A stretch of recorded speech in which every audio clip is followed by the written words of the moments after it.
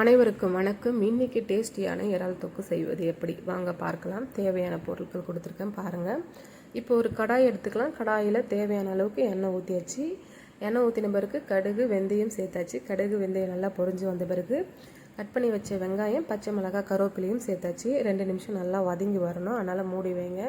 இப்போது வெங்காயம் நல்லா வதங்கிடுச்சு. இந்த டைமில் கட் பண்ணி வச்ச தக்காளி, தேவையான அளவுக்கு மஞ்சத்தூள், தேவையான அளவுக்கு உப்பு சேர்த்தாச்சு. இப்போது 2 நிமிஷம் நல்லா கிளறி விட்டு மூடி வைங்க.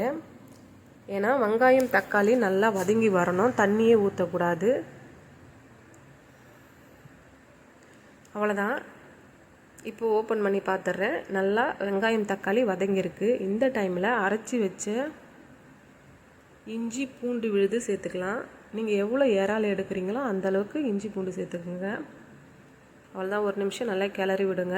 கிளறி விட்டு இப்போது தேவையான அளவுக்கு மிளகு சீரகம், கொஞ்சம் மிளகாய்த்தூள், உங்கள் காரத்துக்கு ஏற்ற மாதிரி நீங்கள் மிளகாய்த்தூள் சேர்த்துக்குங்க. அவ்வளோதாங்க.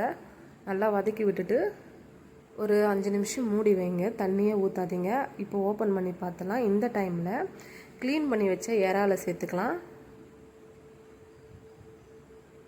இறால் சேர்த்துட்டு நல்லா வதக்கி விட்டுருங்க. தண்ணி ஊற்றாதீங்க.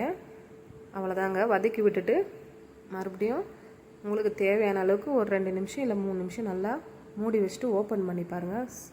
அருமையான இறால் தொக்கு ரெடி ஆகிடும்.